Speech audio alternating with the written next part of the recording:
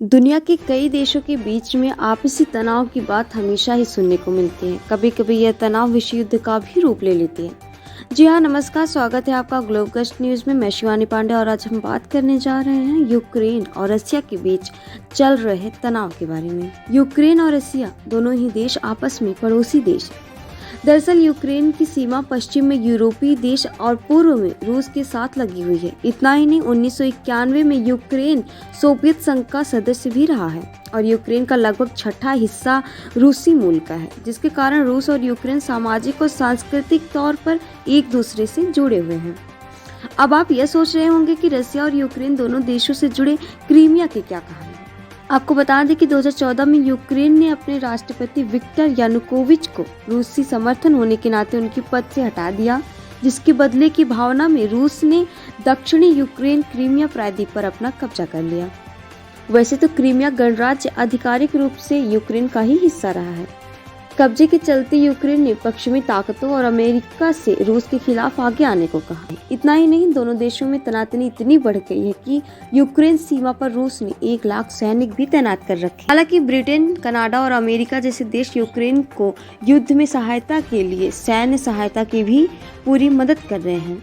अब आप सोच रहे होंगे कि क्रीमिया यूक्रेन का अंग था, तो उस पे रूस के कब्जे की कहानी क्या है। हालांकि ऐसा नहीं है कि क्रीमिया पर पहली बार किसी साम्राज्य ने कब्जा किया है, बल्कि इससे पहले भी क्रीमिया पर कई साम्राज्य अपना कब्जा जमा चुके हैं। इससे पहले यूनानी, स्किथी, गोथ, हुन, खजर, मंगोल, उस्मानी तुर्क जैसे कई अन्य साम्राज्य का क्रीमिया पर कब्जा हो चुका है। साम्राज्यों के कब्जे से छूटने के बाद 18वीं सदी के बाद क्रीमिया पर रूसी साम्राज्य का अधिकार हुआ। 1917 की सोवियत क्रांति के बाद यह सोवियत संघ का हिस्सा भी बना। एक समय ऐसा था जब क्रीमिया में क्रीमियाई तातार की जनसंख्या बहुत ही ज्यादा थी, किंतु जोसेफ स्टालिन के समय जबरन उन्हें मध्य एशिया भेज दिया गया और अब क्रीमिया में तातारों की संख्या सिर्फ 13% ही रह गई है। बात अगर क्रीमिया की वर्तमान स्थिति की करें तो रूसी समुदाय के लोग क्रीमिया में ज्यादा हैं, जिसको ढाल बनाकर क्रीमिया पर रूस ने कब्जा कर लिया। दरअसल 26 जनवरी 2014 को हथियारबंद रूस समर्थकों ने यूक्रेन की क्रीमिया प्रायद्वीप में संसद और सरकारी इमारतों पर कब्जा किया, जिसके बाद मार्च 2014 में राष्ट्रपति पुतिन ने यूक्रेन में रूसी सेना भेजने पर अनुमोदन हस्ताक्षर कर दिए। क्योंकि उनका यह मानना था क्रीमिया में रूसी मूल के लोग ज्यादा हैं, इसलिए क्रीमिया की रक्षा एवं उनके हित की जिम्मेदारी रूस की है, जिसके कारण रूस ने यूक्रेन की क्रीमिया पर अपना कब्जा जमा लिया। गौरतलब है कि क्रीमिया में रसियों की जनसंख्या अधिक है। इसके अलावा वहां यूक्रेनी तातार, आर्मेनियाई, पोलिश और मोल्दावियाई की जनसंख्या है। अब आप सोच रहे होंगे कि यूक्रेन और रूस में विवादी जंग का कारण क्या है। आइए आपको 3 मुख्य कारणों से समझाते हैं कि यूक्रेन और रूस में विवाद क्यों चल रहा है। पहला तो यह है कि यूक्रेन का नाटो संगठन में जुड़ने की संभावना से लेकर रूस परेशान है। दूसरा, क्रीमियाई प्रायद्वीप और तीसरा, नॉर्ड स्ट्रीम 2 पाइपलाइन। 2014 में रूस का क्रीमियाई प्रायद्वीप पर कब्जा करने के बाद से दोनों देशों में दुश्मनी और भी बढ़ गई। एक तरफ जहां अमेरिका यूक्रेन को नेटो का सदस्य बनाना चाहता है, वहीं रूस इस बात से बेहद खिलाफ है। दरअसल नेटो यानी उत्तर अटलांटिक संधि संगठन, यह संगठन 1949 में अमेरिका द्वारा स्थापित किया गया था। नाटो एक 30 देशों की सेनाओं का संगठन है, जिसमें सैन्य सहायता प्रदान की जाती है। इसमें एक देश की सेना दूसरे देश में भेजी जाती है और उन्हें अंतर्राष्ट्रीय ट्रेनिंग प्रदान भी की जाती है। हर एक परिस्थिति से निपटने का सख्त आदेश भी दिया जाता है। नाटो की स्थापना 4 अप्रैल 1949 को हुई थी। यह एक अंतर सरकारी सैन्य गठबंधन है। इसे उत्तर अटलांटिक अलायंस के नाम से भी जाना जाता है। दरअसल 1949 में सोवियत संघ का मुकाबला करने के लिए अमेरिका ने नाटो की स्थापना की। दरअसल नाटो सदस्य देश पर यदि कोई तीसरा देश हमला करता है तो नाटो के सभी सदस्य देश इसका मुकाबला करते हैं और जवाबी कार्रवाई भी करते हैं। ऐसे में रूस नहीं चाहता कि यूक्रेन नाटो का सदस्य बने और उसकी सैन्य ताकत बढ़े। ये रहा पहला वजह कि रूस क्यों नहीं चाहता कि यूक्रेन नाटो का सदस्य बने।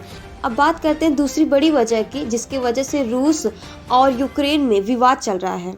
आपको बता दें कि दुनिया के टॉप नेचुरल गैस कंपनी वाले देशों में रूस पहले स्थान पर है, इसके बाद ईरान और तीसरे स्थान पर कतर है। दरअसल रूस की गैसप्रॉम नामक सरकारी कंपनी से रूस को सालाना 40% आर्थिक लाभ होता है। गैसप्रॉम यूरोप को पाइपलाइन के जरिए गैस पहुंचाने का कार्य करती है, यानी यूरोप रूस की कमाई का सबसे बड़ा मोहरा है। आपको बता दें कि 2014 से पहले रूस नॉर्थ स्ट्रीम पाइपलाइन के जरिए यूरोप तक गैस सप्लाई करता था। यह पाइपलाइन यूक्रेन से होकर गुजरती है।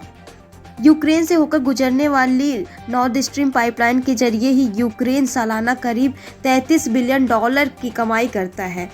दरअसल जिन देशों से नॉर्थ स्ट्रीम पाइपलाइन गुजरती है, रूस को उन देशों को ट्रांजिट फीस देना पड़ता है, जिसकी वजह से रूस यूक्रेन को करीब $33 बिलियन ट्रांजिट फीस के तौर पर देता था, जो कि यूक्रेन की कमाई का बहुत बड़ा जरिया है। 2014 में हुए रूस और यूक्रेन में विवाद के बाद रूस ने फैसला किया कि वह नई नॉर्थ स्ट्रीम पाइपलाइन का निर्माण करेगा, जो कि यूक्रेन से होकर नहीं गुजरेगी। ऐसे में यूक्रेन को बहुत बड़ा आर्थिक नुकसान होगा। इसके बाद रूस ने नॉर्थ स्ट्रीम 2 पाइपलाइन बनवाने की शुरुआत की। North stream 2 gas pipeline western रूस से नॉर्थ ईस्टर्न जर्मनी तक बाल्टिक सागर से होकर जाने वाली 1200 किलोमीटर लंबी पाइपलाइन है। यानी इस पाइपलाइन के जरिए रूस यूक्रेन को बाईपास करके सीधे जर्मनी तक अपना व्यापार करेगा। ये बात हो गई रूस और यूक्रेन विवाद के मुख्य कारण की। आइए जानते हैं कि रूस और यूक्रेन में यदि विवाद और बढ़ता है और युद्ध होता है तो इसमें भारत का क्या नुकसान होगा।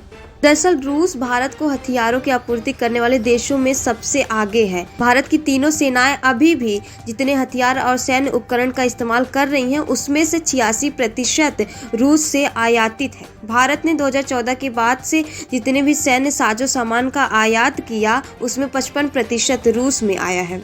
अभी भारत को अत्याधुनिक S-400 मिसाइल प्रणाली की आपूर्ति भी रूस के द्वारा ही की गई है। इतना ही नहीं, रूस अहम मौकों पर अंतर्राष्ट्रीय मसलों पर भी भारत का लगातार साथ देता रहा है। जैसे भारत और चीन के बीच सीमा विवाद सुलझाने के लिए वह लगातार भारतीय पक्ष को मदद दे रहा है। चीन पर दबाव का इस्तेमाल उसे आक्रामक कदम उठाने से रोक रहा है। इसी तरह अफगानिस्तान में भी कट्टरपंथी संगठन तालिबान का शासन आने के बाद भी रूस लगातार भारतीय हितों की सुरक्षा सुनिश्चित कर रहा है। अब बात करते हैं कि भारत के लिए यूक्रेन का क्या महत्व है। भारत के लिए रूस की तरह यूक्रेन भी उतना ही मायने रखता है, क्योंकि भारत की बड़ी संख्या में छात्र छात्राएं यूक्रेन में पढ़ने जाते हैं। एक अनुमान के मुताबिक इस वक्त करीब 20,000 भारतीय विद्यार्थी यूक्रेन में हैं, वो भी उनके सीमावर्ती इलाके में, जहां पर रूस और यूक्रेन की सेनाएं आमने सामने खड़ी हैं। इतना ही नहीं, यूक्रेन में भारतीय समुदाय के लोगों की आबादी भी लगातार बढ़ रही है।